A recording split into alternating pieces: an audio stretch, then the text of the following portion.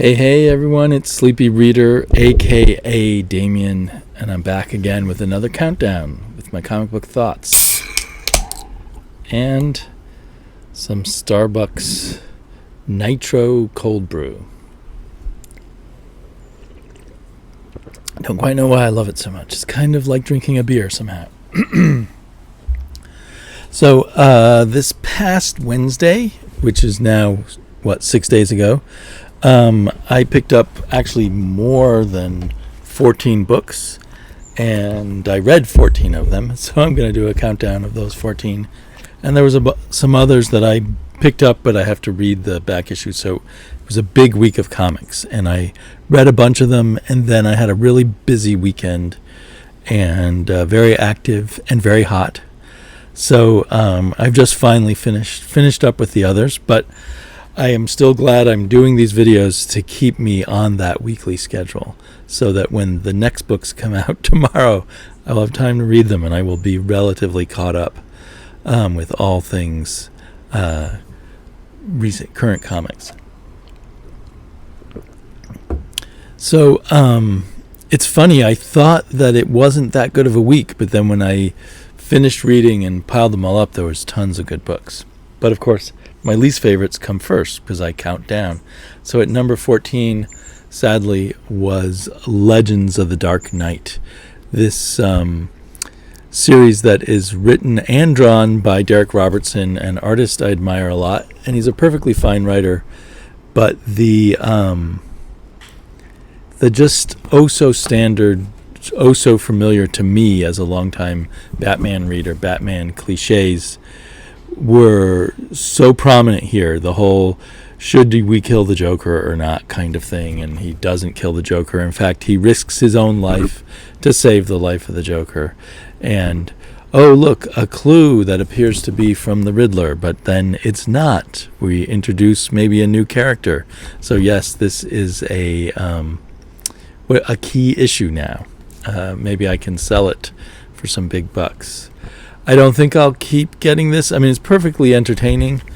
If you look at it, I suddenly realized this is a digital first comic. So in a way, is this the first appearance? The first appearance was probably weeks or months before this issue came out in the digital version, in which for $1 they sell half of each issue, and they split each page into two screens. So every page you can see splits down the middle, which in a way adds some discipline to an interesting discipline to his art. So we get no double page spreads or splash pages, except for the last page reveal. And I'm not sure how they handle that, but I guess I shouldn't show you that, or should I? Because that's the new character that you know will make a fortune by getting her first appearance.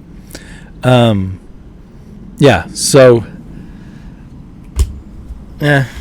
I still shouldn't be reading Batman. I thought maybe I could go back to it. In at number 13 is this Grendel Devil's Odyssey, which I've been really enjoying until this issue. And Grendel goes to do a personal combat with a character that is obviously Donald Trump. And I'm all for making fun of Donald Trump, but it doesn't fit this. It just totally derailed the story for me, and made all the kind of serious points that I thought, serious kind of science fiction that I thought this comic was doing, turned it into just a bad joke. So unfortunate for that. There's one more issue to go in this series. I don't see where it can be going at this point. In at number 12 is this new comic Compass, which is interestingly a Greg Rucka Presents comic. And in the back, we get a little one-page essay by Greg Rucka that basically lets us know that he hung out with these guys at a bar at a convention, and they told such good stories that he hooked them up with an artist, and I guess hooked them up with Image Comics. So kind of a dream come true for people meeting up with a pro at a con and getting hooked up. This was quite fun. It was a weird, almost kind of Indiana Jones-ish story, but the heroine is a medieval female scholar from an Arab country who is currently in Wales, and probably not going to have a good time of it. And then, but her real antagonists is this, I believe, Chinese woman or possibly Mongolian woman who's working for one of the Mongol Khans, who also is here in Wales. So it was kind of fun, but it didn't grab me too much. I think I'll probably pick up a second issue, but it may depend on how much else I have in my pull that week. Of course, I had a lot this week, and I picked it up anyway, so I'm kind of greedy that way. But I was curious. It was the first issue. The one thing I couldn't figure out is this creature. If anyone else has read it, couldn't figure out what that was supposed to be. Is that a person's face, a creature's face, or a mask? And does that have anything to do with the Mongol Empire? Anyway, don't know. In at number 11 was The Silver Coin, this interesting concept for a horror anthology, which every issue is drawn by Michael Walsh, whose art I'm enjoying more and more with each issue. And every issue is written by a different well-known writer. And this issue is written by Ed Brisson. And it's kind of another standard horror cliche. Some criminals steal some stuff, and one of the things they steal is haunted or cursed and leads to them all dying. And the person who picked it up basically becomes a murderous psychopathic monster and then dies. The weird thing is, so I guess they pick up the coin in the house of the person that they're robbing, who they also happen to kill just accidentally in the process. And but we aren't like shown the coin right away. Like here, if you can see, this is the first appearance of the coin. She sees a glow on the mantelpiece, and apparently she picks it up. We don't see it in her hand, but it seems to start talking to her right away, saying, it doesn't belong to you. But I guess only she hears that voice. But really cool art. And if you like a kind of standard horror movie plot, they managed to sort of put it all together in one issue. But there's no interesting twists or anything like that. I just had hoped for more from Silver Coin. But everything from number 12, Compass, on, I enjoyed quite a lot. It was the only ones I didn't really enjoy were The Dark Knight and the Grendel one. So, kind of foolishly, I picked up an Aftershock number 1. They're always $1 extra. Oh, where's the price? It's on the back. This one's called Seven Swords. The story, they give you a thicker cover for the extra $1, but the story was only 20 pages, and it's a perfectly fun little romp set in the time of D'Artagnan and Cardinal Richelieu. And I guess in the later days, after the other three stooges, I was going to say, Three Musketeers, have been killed by Richelieu, and D'Artagnan is out for revenge. And so there's some big conspiracy involving Richelieu. And so our hero is tasked to gather, I guess, 7 swordsmen and women to help him find Richelieu and get revenge. Richelieu has found some kind of magic item that's going to help him rule the world. So it's a bit, a bit also like Raiders of the Lost Ark in a sense, or Richelieu is kind of like the Red Skull or something in Marvel Comics, or Adolf Hitler perhaps. So some of our other team members are going to be a woman nun who's a good sword fighter, who I don't think comes from any previous stories, Catalina, Sister Catalina, but then Cyrano de Borgiac and Don Juan, and I thought there was someone else in here announced, but so not all 7 have been rounded up yet. I'm not sure how long this is going to go for. It might make for a very fun read in a cheap digital edition for me. I think that's about where that would stand. In at number 9 is Time Before Time. And this one was the one where I loved the first issue. I might have even ranked it number 1 or very high in whatever my ranking was that day. But I noted that it was a great setup for a story, but the story hadn't really begun yet. So here in issue 2, the real story begins, and now we know it's kind of a caper story between multiple criminal gangs in different times, each of whom run the time travel in their area of time, like, their period of 50 years or whatnot. And so the one is called the Syndicate, one is called the Union, and there's some other ones. And we're going to get betrayals and acts of desperation and little mysteries of why characters are doing what they're doing, such as this rogue FBI agent. I guess there's an FBI way in the future still. So it's going to be interesting, fun, not as powerful as that first issue was, which had more of an emotional impact and hooked us up with the lives of 2 working stiffs working for the Time Syndicate and their friendship. And one of them is now sort of near his death, but maybe he'll show up again a little more later on.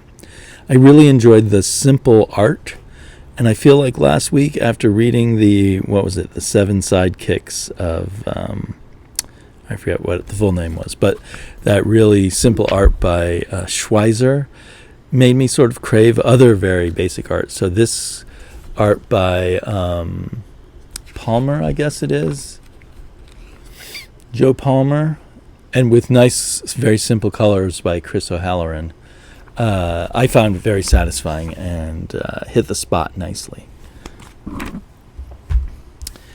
And then one of the books that's had a lot of people excited, including me, Lila Starr, the Many Deaths of Lila Starr, number 3. Still loving the art. He took a kind of gimmick chance here that I think worked for some other people I heard talking about it, but really didn't work that much for me, having most of this issue narrated by a cigarette. It should have been clever, but somehow it just didn't appeal to me that much. I mean, I'm still ranking it pretty high at number 8 in this large pile. I definitely enjoyed it.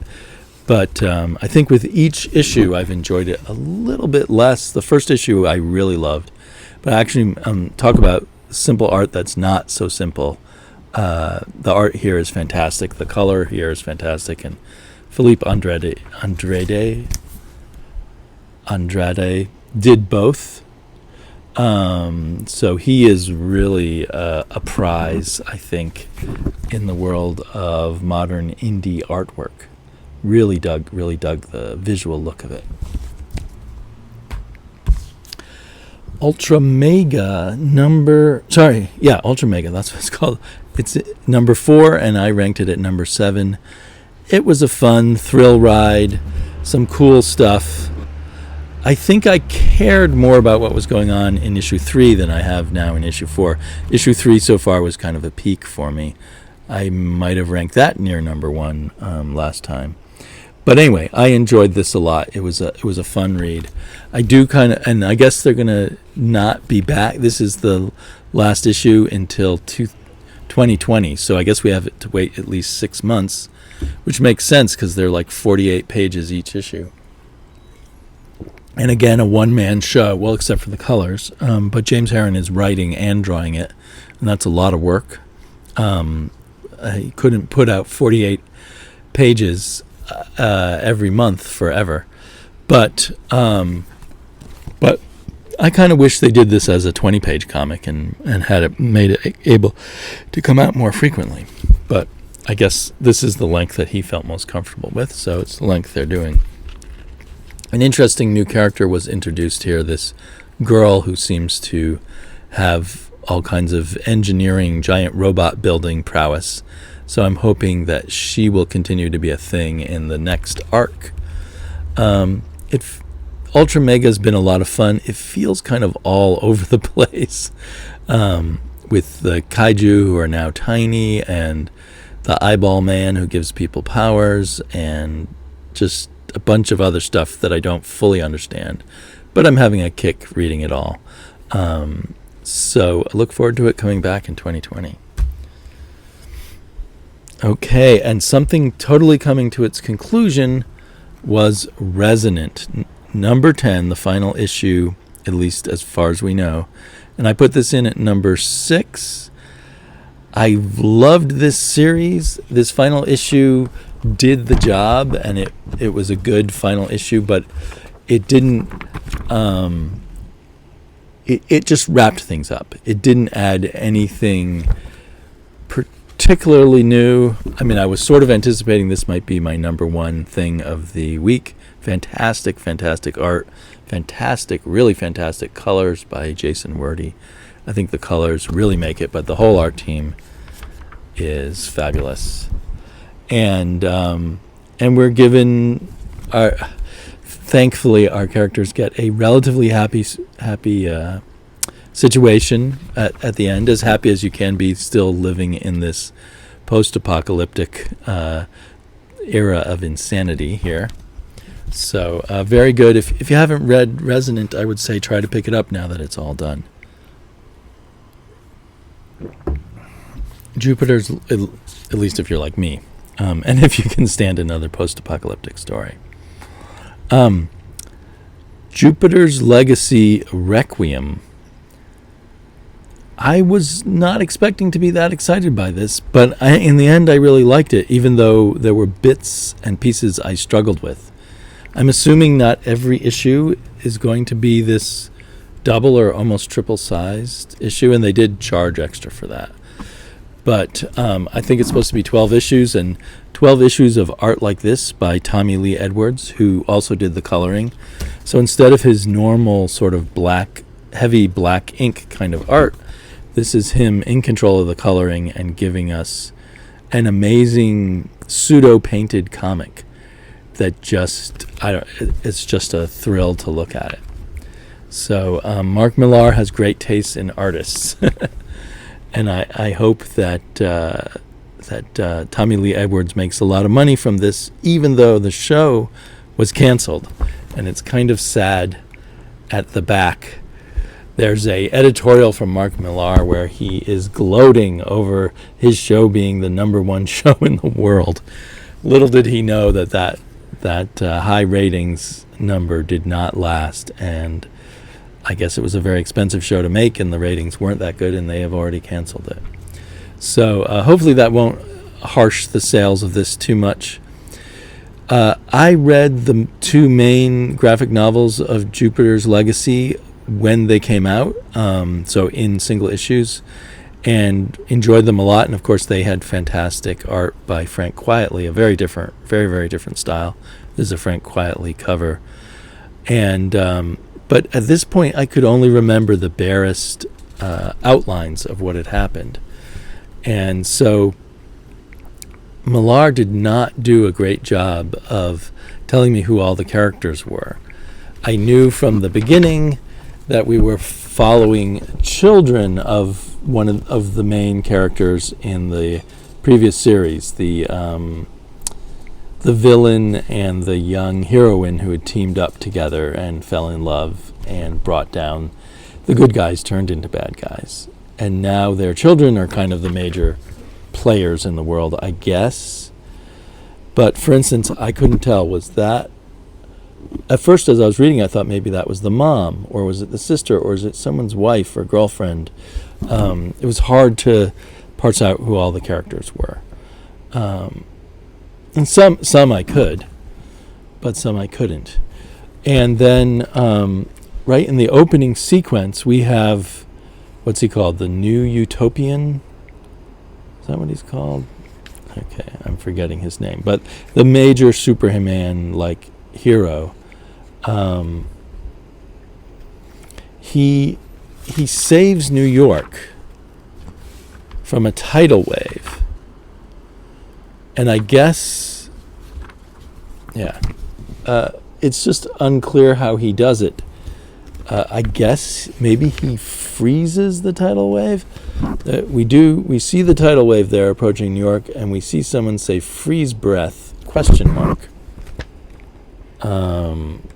And that's it. And then But when he's doing the freeze breath, he seems to be zooming really high up in the sky. But then he immediately comes back down, grabs the spire off the Empire State Building, and throws it into space.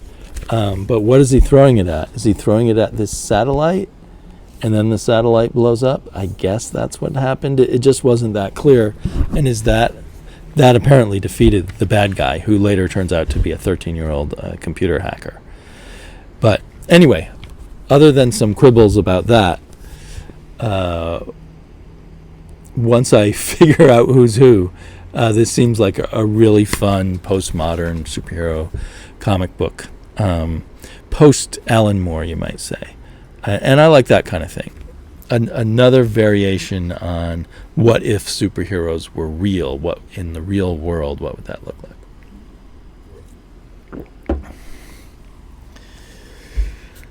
Okay, and then I enjoyed even more Berserker number 3. It's a simple story, but it's one that clicks with me about an immortal back in Stone Age times, because this was mostly the flashback to Berserker's first few months or years of life.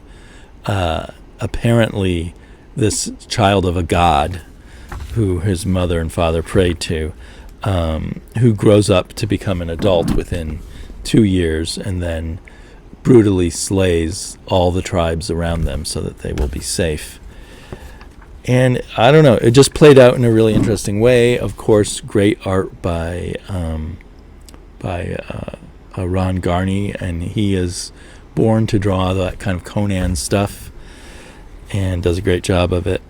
So a lot of fun. A very small amount of the story. We'll have to wait for the next issue to get more story. It's kind of drawn out. In a way that maybe you expect from most modern comics anyway. It'll make a fun but very fast read in a graphic novel at some point. Well, that reminds me, because in Berserker, of course, the character is drawn to look like Keanu Reeves, the creator of the story, and presumably the actor who will play the character in the movie. But in Seven Swords, they make D'Artagnan look like Keanu Reeves. At some points to an almost uncanny level. So are they hoping Keanu will notice and want to make a movie of Seven Swords? That's not impossible at all. Up in number 3, always a great read, are these Neil Gaiman and P. Craig Russell Norse Mythologies. This time the main art chores were done by Matt Horak, who I've never heard of before, but he did an excellent job on this story of the Mead of Poetry, which is not concluded in this issue. So I'm looking forward to the next issue. I'm glad this is continuing. It's listed as number 1, but it's really number 7 in the series. It doesn't really, the numbering doesn't really matter too much. But it's the fact that they rebooted it is meaningless, except they're going to put the second volume of the comic in a second volume of the trade. So anyway, I really enjoyed that. If you enjoy reading about mythology, this is a great way to do it. And it really shows you how the Norse mythology is very funny, at least as presented by P. Craig Russell and crew. So I really appreciate that. I remember issue 6 of the last volume was very funny too.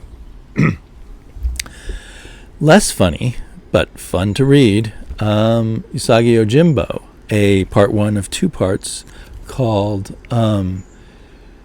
Yukichi. Yukichi? I'm not sure how to pronounce it. But there's this young swords person. I heard someone say it's a woman. I didn't even realize it was a woman. I just thought it was someone very young and slender. But anyway, it's about her and Usagi trying to deliver a sword, which is kind of seems like that kind of thing. Usagi helps someone deliver something is a recurring theme, but it's done very well, and the characters are just portrayed so well. The colors are also really growing on me the way Hi-Fi does it. No offense to Tom Luth, but I'm actually really enjoying the Hi-Fi colors since they took over, or he, them, she, we took over that. I don't know if hi-fi is multiple people or just one person. But anyway, it's a really good comic. Another top-notch Usagi comic. By all rights, I would put this at number 1 instead of number 2. But I sort of take Usagi for granted now. So when something else is very good, they get kind of bonus points for being a surprise. So my big surprise in at number 1 this week is Supergirl, Woman of Tomorrow by Tom King and the fantastic artist I'm going to say her name wrong. Of course, her name, Bilquis Evely, who did a great job on The Dreaming before.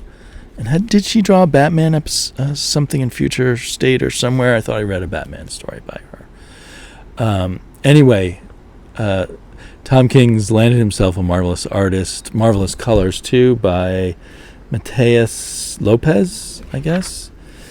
And here, Supergirl has turned 21, so I guess because she can't get drunk under a yellow sun, she's taken a spaceship off to a planet with a red sun, which is also kind of a sort of more barbaric civilization kind of planet. And although the characters all seem to speak English, or it's translated for us, they speak in a very kind of archaic, formulaic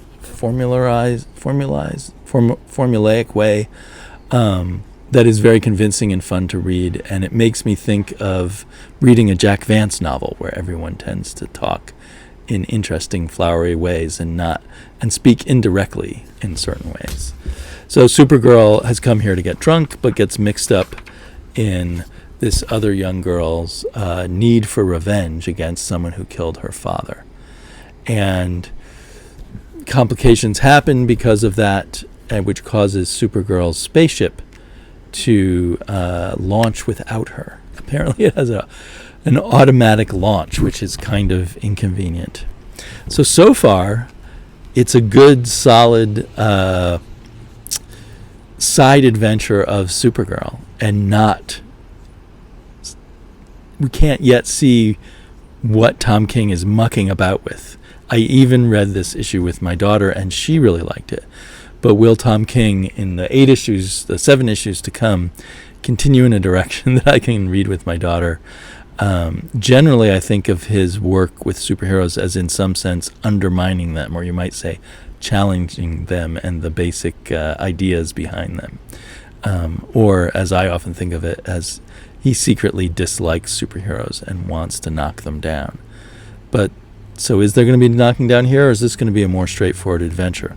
Also, Crypto's in it, which is kind of fun too. I always wonder, is Crypto really around in the current DC? And apparently he is. So yeah, maybe the whole story will take place on this planet where she has no powers. Or maybe this is just the beginning of some wilder adventure that will go off in other directions.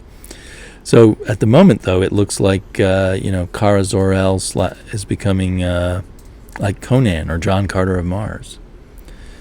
So that's it. Pretty good week. Too many comics. I guess 14 or 15 comics is a little hard for me to absorb in 1 week, especially in the summer when life gets busier. And I have continued to accumulate other stuff that I don't really have time to read. Some stuff that may be up on the docket for me if I find time is this Mars Attacks by Kyle Starks and Chris Schweizer, which I discovered I already owned. I had purchased at some point because someone on YouTube had recommended it, and then I put it aside and forgot I had it. But after reading their current book together, I thought I'll go order Mars Attacks. But luckily, I found that I already owned it beforehand. So I'm looking forward to digging into that. And then from my shop, I bought Volume 2. I've already read Volume 1 of Something's Killing the Children. So I bought Volume 2 and Volume 3. I think Volume 3 just came out. People still seem to like this series, so I'm looking forward to reading it in a big chunk. And then because of a podcast I listened to called Comic Talk, is that the proper name? Anyway, I was talking with the creator of this comic, Ibrahim Mustafa, This is a science fictionized version of The Count of Monte Cristo. What they didn't mention in the podcast is there's a famous science fiction novel which is known to be based on The Count of Monte Cristo, which is called The Stars, My Destination by Alfred Bester. It was published in the 50s, and it's considered a seminal book of the 1950s science fiction, highly influential. Finally, but I'm still curious to see what Mustafa will do with The Count of Monte Cristo, a book the actual book I never managed to finish. It's like 1,000 pages long and very dull. And then I got Old Gods and New from Two Morrows Publications. I think it also counts as Jack Kirby Collector number 80. They sent me an email because apparently I'd subscribed early on in COVID when they were having financial troubles. They sent me an email asking, do you want to update to hardback for $9 more?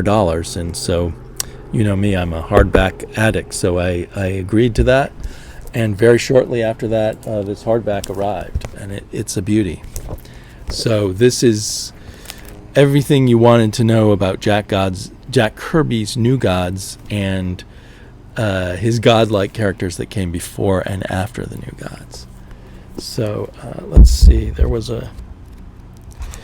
all these reproductions of pictures he made to present to DC when he first came up with the New Gods. So these would be his first costume designs, either inked by himself or inked by Roz Kirby, and I believe colored by himself. Hand colored. Whoops. Where'd they go?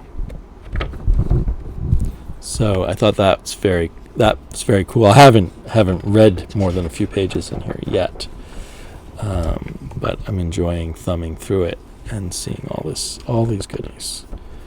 Well, there's a lot of characters. Anyway, so always plenty of comic books on my plate. I hope you guys are having a good comic book week, and I will be back soon. I know that this coming Sunday we will have the generally regular Sunday chat, this time on Rasa's channel, so that that will take place Sunday noon my time, West Coast time, 3 o'clock East Coast time, I think 8 o'clock in the evening British Coast time, 9 o'clock in the evening in Germany, where although I think Earl Grey won't make it this time, but if you happen to be in Germany or on the continent, 9 o'clock there on this coming Sunday. Take care.